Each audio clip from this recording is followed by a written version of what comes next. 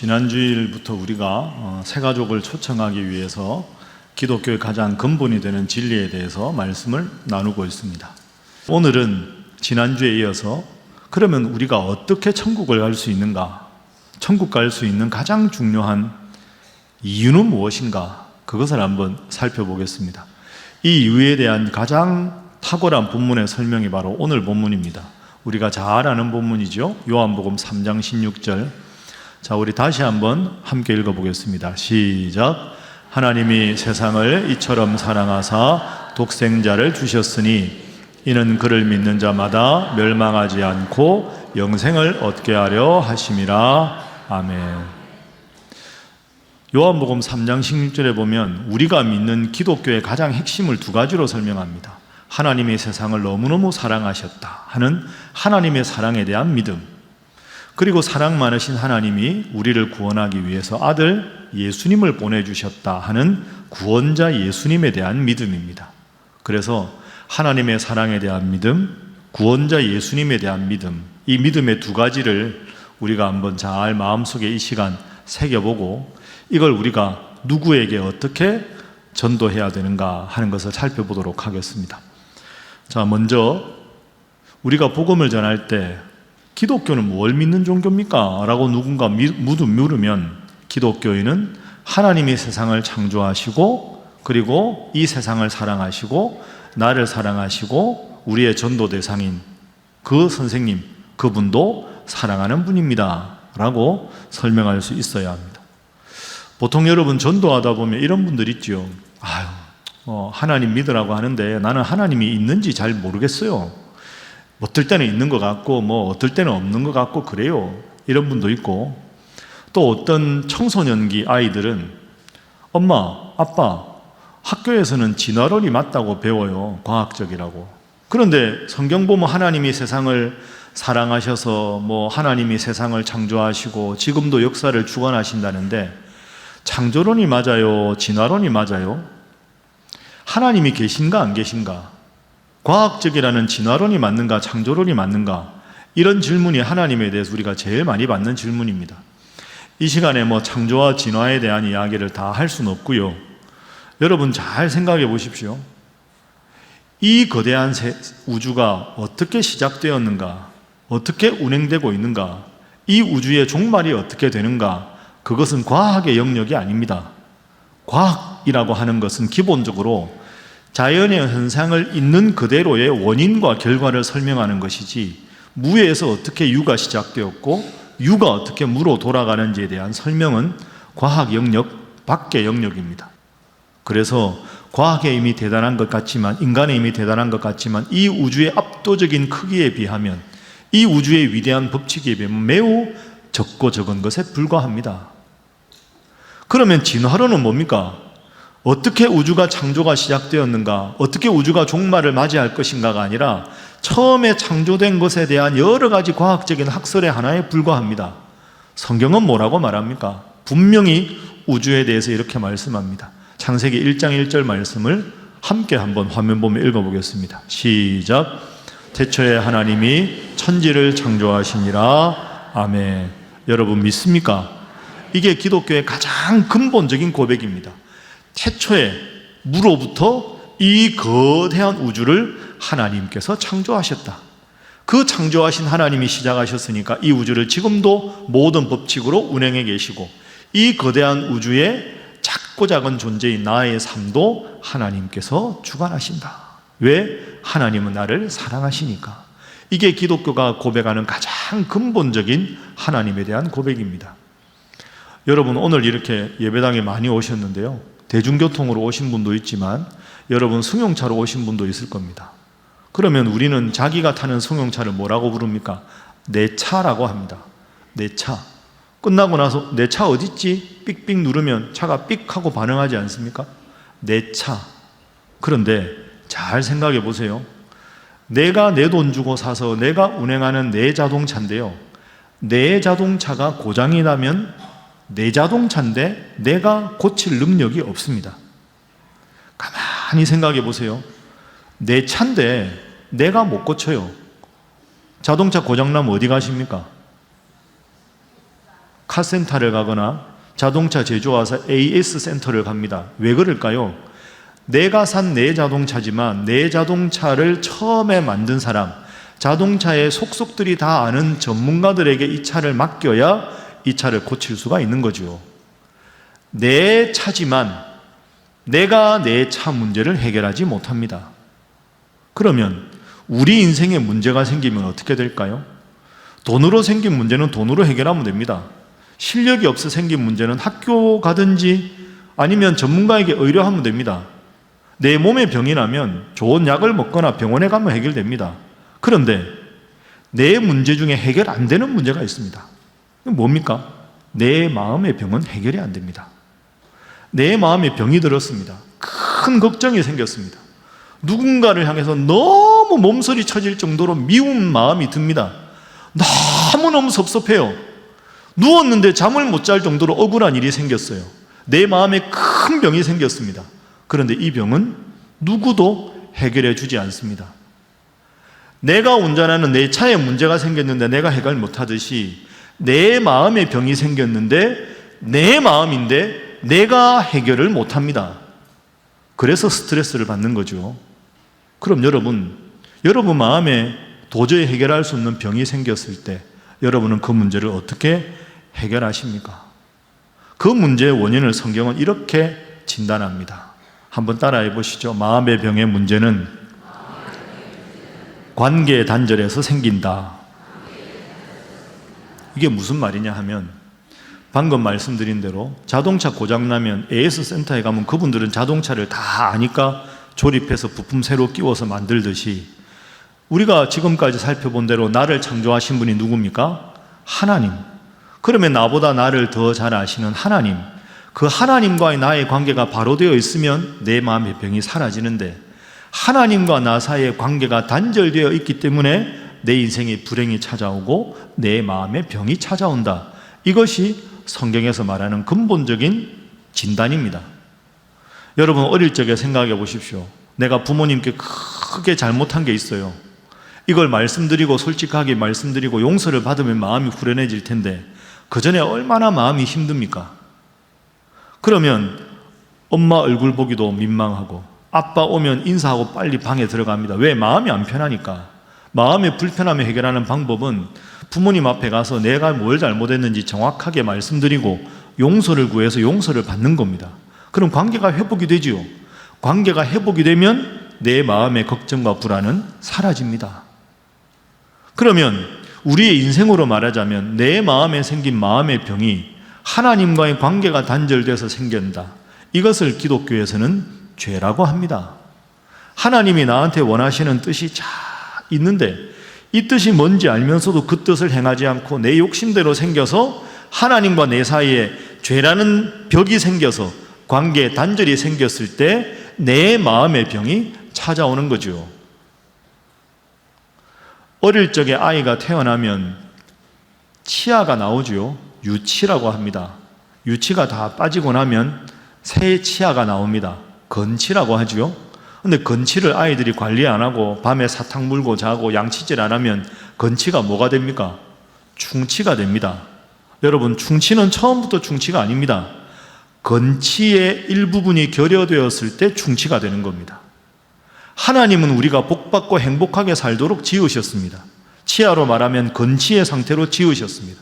그런데 내가 내 욕심대로 양치질 안 해서 충치가 생기듯이 하나님 앞에 죄 짓고 살다 보니 내 마음의 병이 생긴 겁니다. 그러면 하나님과의 관계를 새롭게 회복해야 되겠지요. 여기에 우리의 고민이 있습니다. 죄를 짓지 않아야 하나님과의 관계가 회복되는데 여러분이나 저나 죄 안 짓고 살 방법이 없습니다. 크고 작은 죄를 늘 우리는 짓는 그런 죄악의 공장과 같습니다. 그러면 죄를 지으면 하나님과 함께 저 천국에 살 수 없는데 나는 죄를 지을 수밖에 없다. 여기에 우리 인간의 고민이 있습니다. 그런데 여기서도 하나님께서 우리를 사랑하셨습니다. 그의 아들 예수님을 보내주셨습니다. 그래서 기독교가 고백하는 두 번째 가장 중요한 믿음의 고백은 예수님이 인류의 구원자라 하는 겁니다. 따라해 보시죠. 기독교인은 예수님이 인류의 구원자라는 것을 믿습니다. 여러분 믿습니까? 네. 죄로 우리는 죽을 수밖에 없다. 죄가 없어야 하나님과의 관계가 회복되고 그래야 행복하게 살아가는데, 내가 노력해도 죄를 극복할 수 없으니 하나님과의 관계가 여전히 단절되어 있다.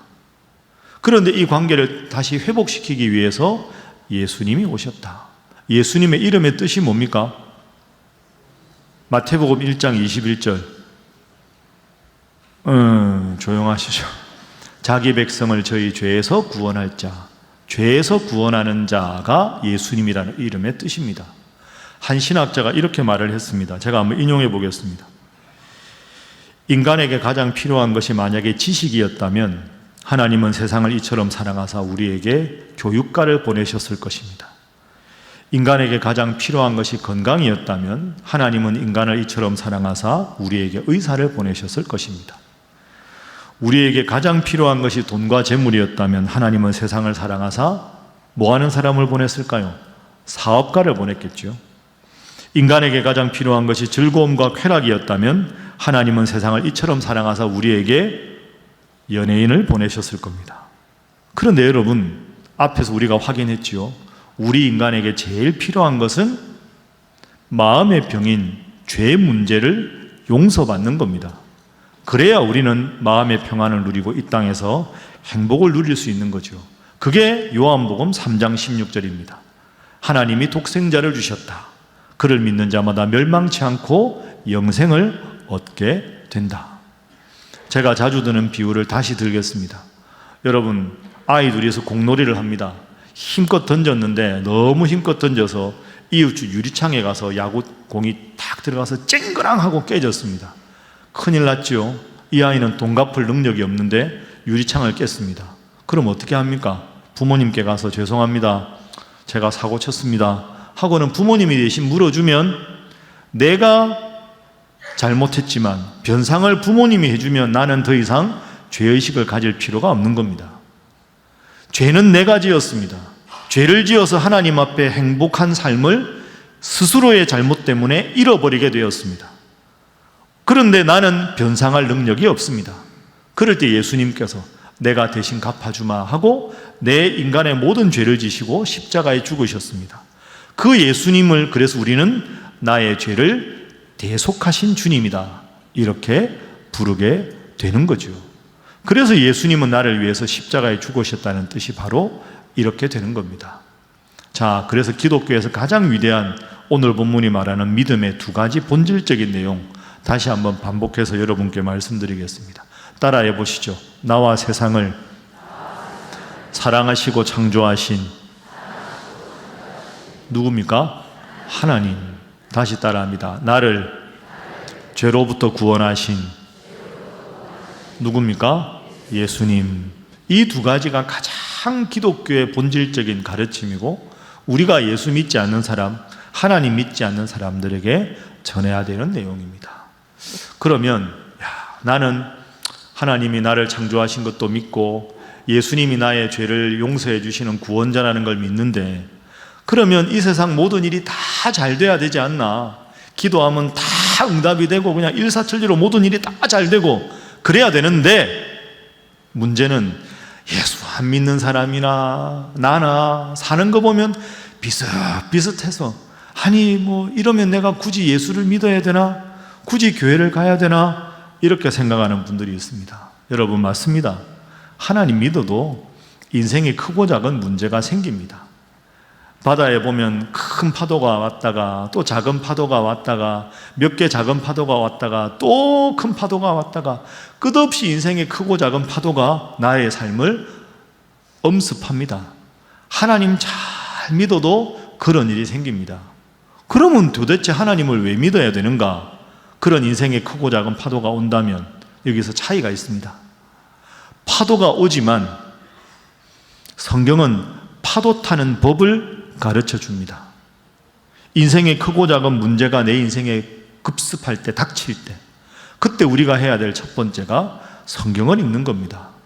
여러분, 하나님 말씀은 인생을 우리보다 먼저 살아간 신앙의 위인들이 왜 실패했는지, 왜 어려움을 겪었는지, 어떤 위인들은 왜 이런 문제 앞에서 어떻게 대처했길래 훌륭하고 복된 삶을 살았는지 모든 가이드를 이 성경이 해줍니다. 그래서 우리가 성경을 읽어야 하는 겁니다. 내가 하나님을 믿기 때문에 의무감으로 성경을 읽는 게 아닙니다. 성경을 잘 읽어야 내 인생의 크고 작은 문제에 파도 타기를 지혜롭게 할 수가 있게 되는 거죠. 그리고 말씀을 열심히 읽었는데 이 말씀이 오늘 내 삶에 어떻게 적용될까 하는 분명한 확신이 있어야 그렇게 살아갈 수가 있겠죠. 그걸 위해서 하는 게 기도입니다. 과거의 역사의 기록인 이 하나님의 말씀이 오늘 내 삶에 주는 분명한 교훈으로 확신할 수 있게 하는 것이 기도다. 그래서 늘 여러분들께 제가 강조합니다. 성경 읽는 것과 기도하는 것은 기독교인의 뭐다? 가만히 계시면 안 됩니다. 이럴 때 따라합니다. 성경과 기도는 기독교인의 의무가 아니라 무엇이다? 특권이다. 꼭 기억하십시오. 특권입니다. 그래서 하나님 말씀을 읽고 기도하는 것이 내 인생의 행복을 위한 특권이라 하는 거죠. 절대로 잊으시면 안 되는데 잊으신 분들이 많아서 다시 한번 인사하겠습니다. 성경 열심히 읽으시기 바랍니다. 한 번 더 할까요? 기도도 열심히 하시기 바랍니다. 그래서 하나님을 믿고 예수님을 구원자로 믿고 성경을 읽고 기도하면서 인생의 크고 작은 문제를 지혜롭게 해결하는 사람들이 이렇게 사는 게 인생을 행복하게 살아가는 거구나. 이걸 깨닫고 살아가서 행복하고 기쁜데 이 행복과 기쁨을 나만 누리기가 아까워서 누구에겐가 이걸 전하는 행동, 그걸 뭐라 그럴까? 그게 전도입니다. 여러분 솔직히 대답해 보십시오. 전도하기가 기쁩니까? 부담입니까? 예? 이게 너무 부담이라고 크게 말씀하시면 제가 부담스러운 분도 있죠. 목사님 153 이런 거 꼭 해야 됩니까? 그냥 할 사람 하고 말 사람 말지 그걸 또 기도도 하고 자꾸 영상 보여주시고 하니까 부담스럽다. 부담스러운 분도 있습니다. 제가 이걸 일러드리겠습니다. 왜 부담스러울까요? 왜 전도가 부담스러울까? 나는 이유가 있습니다. 그 이유는 아주 직접적으로 말씀드려서 여러분이 주님을 사랑하는 마음이 별로 없어서 그렇습니다. 웃으시지만 부정 못하시죠? 여러분 연애할 때 연애하는 청춘 남녀 생각하면 좋은 것 봐도 같이 와서 보고 싶고 맛있는 거 먹으면 데리고 와서 먹이고 싶고 좋은 영화 보면 한 번 더 보더라도 같이 보고 싶고 그게 연애하는 마음 아닙니까? 왜 그럴까요? 사랑의 마음이 있어서 그렇습니다. 그것 똑같습니다. 내가 하나님 믿고 너무 좋으니까 하나님을 자꾸 전하고 싶고 예수님 이름으로 기도하니까 너무 은혜가 돼서 그걸 전하고 싶고 그런 마음이 내 속에 가득하면 전도가 어렵지 않은데 막 전도하고 싶은데 내 마음에 주님을 향한 그런 사랑이 없다 보니까 전도가 부담스럽고 10월 달이 빨리 갔으면 좋겠고 그런 마음이 이제 우리 속에 들게 되는 거죠. 여러분 제가 이렇게 보니까 오늘 연세 드신 부모님들 많이 오셨습니다. 우리 교회는 역사가 있으니까 연세 드신 믿음 생활 잘하신 어르신들이 참 많습니다. 목사님 내가 이 나이에 무슨 전도입니까? 이렇게 생각하시죠. 여러분 제가 쉬운 방법 일러드리겠습니다. 여러분 자녀들 다 사랑하시잖아요. 자녀들의 전도하십시오. 자녀 사랑의 가장 위대한 방법입니다. 제가 언젠가 한번 말씀드렸죠. 저는 우리 신일교회 성도들의 마지막 유언이 똑같았으면 좋겠다 이런 생각합니다. 마지막에 여러분이 의식이 가물가물해지시기 전에 내가 하나님께서 부르실 날이 얼마 남지 않았다. 아직 내 생각을 내 언어로 표현할 수 있을 거의 마지막 순간이다 싶으시면 자녀들 자손들 다 부르십시오. 다 불러서 이렇게 말씀하십시오. 내가 하나님 믿고 살다 보니 내가 이제 조만간 천국 갈 것 같다. 나는 죽으면 천국 간다. 그런데 너희들 중에 다음에 천국에서 못 볼 자녀가 있을까 봐 내가 그게 좀 불안하다. 내가 천국 먼저 가 있을 테니 너희들 다 예수 잘 믿고 천국에서 만나자. 알겠냐? 이러면 다들 뭐라고 대답할까요? 예라고 하겠지요. 예라고 하면서 예라는 대답이 안 나와서 이렇게 가만히 계신 분도 계실 겁니다. 거기서 그치지 마시고요. 자, 큰아들, 큰딸부터 대답해라. 다음에 천국에서 보자. 예. 다음 예. 다 확인하십시오. 여러분, 제가 이거 그냥 가볍게 우스갯소리로 드리는 게 절대로 아닙니다. 사랑하는 부모님의 임종을 앞두고 마지막 유언처럼 소원을 말하는데 어느 자녀가 자손이 가볍게 여기겠습니까? 예라는 대답이 부담스러울지라도 예할 겁니다. 여러분의 자녀와 자손의 입에서 예라는 대답이 나온 게 그 자녀와 자손을 살아가는 여러분의 최고의 사랑의 표현입니다. 그러고 나서 부담을 느끼겠지요. 그러나 생각할 겁니다. 내가 살아생전 마지막으로 나에게 부탁하신 말씀인데 예수 잘 믿어야지. 여러분, 그래서 온 가족이 예수 잘 믿으면 주님 안에 서로 사랑하고 화해하고 아름답게 살지 않겠습니까? 그래서 모두가 천국에서 제외할 수 있다면 그보다 더 행복하고 아름다운 광경이 어디 있겠습니까? 자녀 여러분, 오늘 자녀분들도 많이 오셨는데요. 혹시 여러분 부모님이 많이 연로하십니까? 그래서 잘 행복하게 지내시도록 최선을 다하십시오. 그러다가 안타깝게 여러분의 부모님이 믿음 생활 하다가 이 세상의 삶을 거의 마감할 때가 되었다 싶으면 귀에다 대고 말씀하십시오. 어머니, 아버지, 먼저 천국 가 계십시오. 제가 우리 가족들 믿음 생활 잘하게 해서 모두가 천국에서 제외할 수 있도록 할 테니까 편안한 마음으로 천국에 가서 먼저 기다리고 계십시오. 그렇게 말하는 자녀가 가장 효도하는 자녀입니다. 그러면 기독교 복음의 위대함이 여기 있지 않겠습니까? 살아서 천국을 누리다가 죽어서 저 영원한 천국에서 제외한다. 여러분, 그 소망이 얼마나 위대한 소망입니까? 저는 목사로서 장례식에 갈 때마다 제가 기독교인이라는 게 얼마나 감사한지 모릅니다. 여러분, 입장 바꿔 생각해 보십시오. 무병장수하다가 돌아가시는 분만 장례 치르는 게 아닙니다. 정말 때로는 기가 막힌 상황일 때 목사가 장례를 치러야 합니다. 정말 어린 아기가 그럴 때도 있고요. 인간적으로 생각하면 정말로 장례가 힘들 때가 있습니다. 그러나 제가 목사인 게 감사한 게 그래도 천국에서 제외의 소망을 말씀에 근거해서 말할 수 있기 때문입니다. 여러분 인생에 가장 소중한 분이 누구십니까? 그분 중에 아직까지 주님을 모르는 분이 있습니까? 기도하십시오. 내일부터 특별 새벽기도에 나와서 열심히 기도해 보십시오. 여러분의 용기 없는 입술을 주님께서 용기 있는 입술로 바꾸어 주실 줄로 믿습니다. 저분은 내가 전해도 절대로 안 믿을 거야. 왜 여러분이 미리 예단하십니까? 기도하고 여러분이 말씀을 전하면 하나님께서 그분의 마음을 다 어루만져 주셔서 그분도 나도 교회 다니겠다, 나도 주님 믿겠다, 그렇게 말하는 기적이 있을 줄로 믿습니다. 그래서 다음 주일날 오시면 말씀드린 대로 그분들과 함께 예배드리고 그분들과 함께 식사도 하고 차도 마시면서 여러분이 고백하는 귀하신 하나님, 귀하신 예수님에 대한 삶의 경험을 나누어 주십시오.